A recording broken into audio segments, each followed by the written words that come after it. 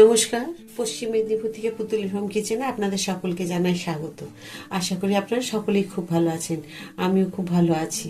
আজকে আপনাদের তৈরি করে দেখাবো পেঁয়াজ কলি দিয়ে ছোট ছোট চিংড়ি মাছ, বেগুন আলু দিয়ে চচ্চড়ি কীরকম ভাবে তৈরি করতে হয়। আর খুব সুন্দর হবে খেতে এটা। তো শেষ পর্যন্ত রান্নাটি দেখার জন্য আপনাদের কাছে অনুরোধ রইল, শেষ পর্যন্ত ভিডিওটি দেখবেন আপনারা। সম্পূর্ণ রান্নাটা দেখলেই বুঝতে পারবেন কত সহজ ঘরোয়াভাবে আমি করছি। আর প্লিজ আপনাদেরকে প্রতিবারের মতো প্রতিটা ভিডিওতে আবার মনে করিয়ে দেবো, আর লাইক, সাবস্ক্রাইব আর শেয়ার করতে একদম ভুলবেন না। প্রচুরভাবে ভিডিওটি শেয়ার করে দিন, আমার নতুন নতুন বন্ধুরা যাতে আমার এই নতুন ধরনের রান্নার ভিডিওগুলি সব দেখতে পায়। তো সাথে থাকুন। দেখুন, আমি ছোট ছোট চিংড়ি মাছ একদম ভালো করে বেছে আর আমি এটাকে রান্না করে নিচ্ছি। এর আগেও একটা চিংড়ি রান্না আপনাদের দেখিয়েছি, দেখবেন আমার ভিডিওতে। তো আজকে আমি দেখাচ্ছি এই চিংড়ি মাছগুলো পেঁয়াজ কলি দিয়ে কিভাবে রান্না করতে হবে। তো চলুন এখন দিয়ে দিই।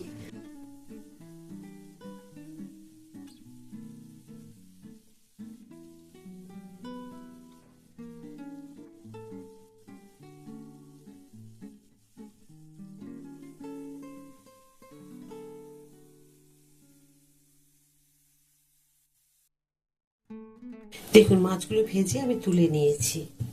দেখতে অল্প লাগছে, কিন্তু এগুলো অনেকগুলো মাছ। আমি ছাড়িয়ে নেওয়ার পর চিংড়ি মাছ তো জানেন একদম অল্প দেবো। একটা তেজপাতা, একটা শুকনো লঙ্কা, অবশ্যই দেবেন এখানে একটুখানি বেশি করে কালো জিরে। এই ফোড়নটা এর জন্য, এই রান্নার জন্য ভীষণ ভালো। আপনারা পাঁচফোড়ন দিতে পারেন, কিন্তু কালো জিরে দিলে খুব ভালো লাগবে। এবার দিয়ে দেবো, দেখুন আমি একটুখানি পেঁয়াজ। এই যে পেঁয়াজ কলিগুলো দিয়েছি, সেই পেঁয়াজ কলির পেঁয়াজ এগুলো খুব একদম ছোট ছোট। এই পেঁয়াজ কলিগুলোকে বলে মুড়ি পেঁয়াজ, বা কেউ বলে গুঁড়ি পেঁয়াজ। তো আমরা বলি মুড়ি পেঁয়াজ। একদম ছোট্ট ছোট্ট কচি একবারে।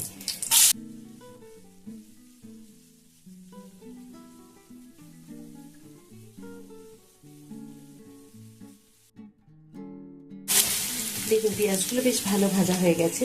এখানে আমি ডুমো ডুমো করে আলু কেটে নিয়েছি, আর ছোট ছোট করে বেগুন কেটেছি। ডুমো ডুমো করে বেগুন কেটে নিয়েছি, ছোট ছোট একদম টুকরো টুকরো আলু কেটেছি, যাতে বেগুন সেদ্ধ হওয়ার সাথে সাথে যেন আলুগুলো ভালো করে গলে যায়, নরম হয়ে যায়। তা নাহলে আলু শক্ত হবে না, বেগুনগুলো নেতিয়ে যাবে। আর তার সাথে দিয়েছি টুকরো করে একটা টমেটো, একটা বেগুন দিয়েছি, একটা আলু, বড় বেগুন, আর একটা বড় সাইজের টমেটো। এইগুলোকে এখন এই পেঁয়াজের সাথে আমি দিয়ে দেবো।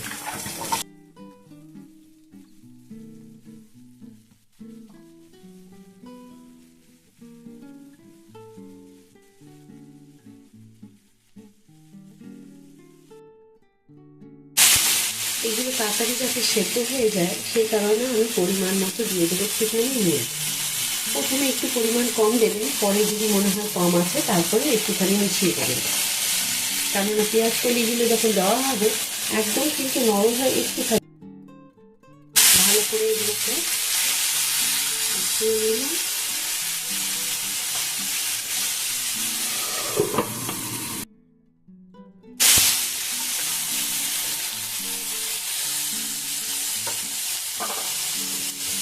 এখন দিয়ে দেবো পেঁয়াজ কলিগুলোকে,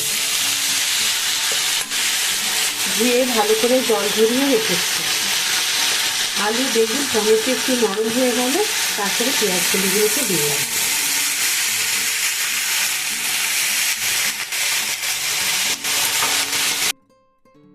দিয়ে দেবো পরিমাণ মতো হলুদ, যেটুকু লাগবে, আর দেবো একটুখানি চিনি।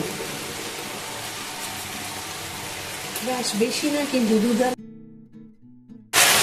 এখানে আমি মশলা তৈরি করেছি। দেখুন, 1.5 চামচ পোস্ত, বড় চামচে, যে এই চামচে 1.5 চামচ পোস্ত দিয়েছি।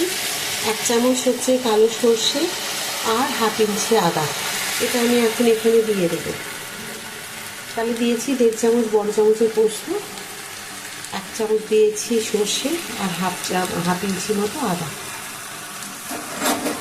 এগুলোকে এখন দিয়ে আমি খুব ভালো করে একটু মিশিয়ে নেব।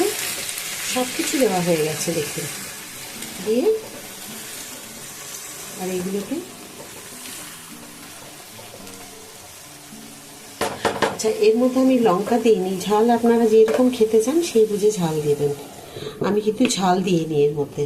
আমি গোটা কাঁচা লঙ্কা কেটে রেখেছি, দেখুন এইগুলোকে দেব।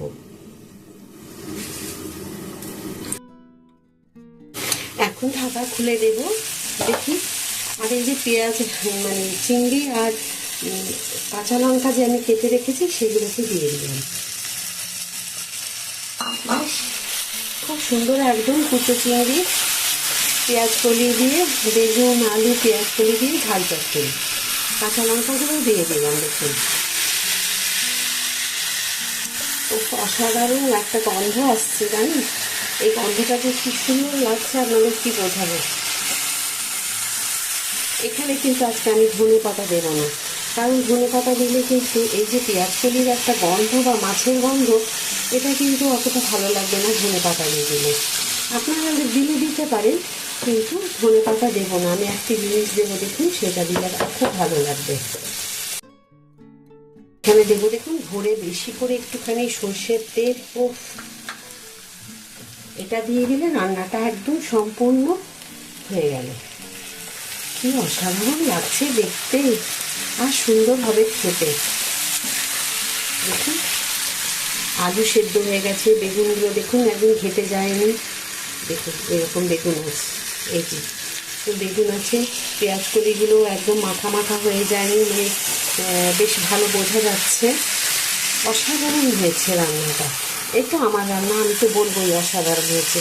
একবার তো আপনাদের তৈরি করে আপনাদেরকে আমাকে জানাতে হবে কমেন্ট করে কেমন হয়েছিল, বা এটাও জানাতে পারেন যে রান্নাটা আপনারা যখন দেখলেন কেমন লাগলো আপনাদের। তো আমার রান্না কমপ্লিট। পেঁয়াজ কলি বেগুন আলু চিংড়ি মাছ দিয়ে হচ্ছে ঝাল চচ্চড়ি।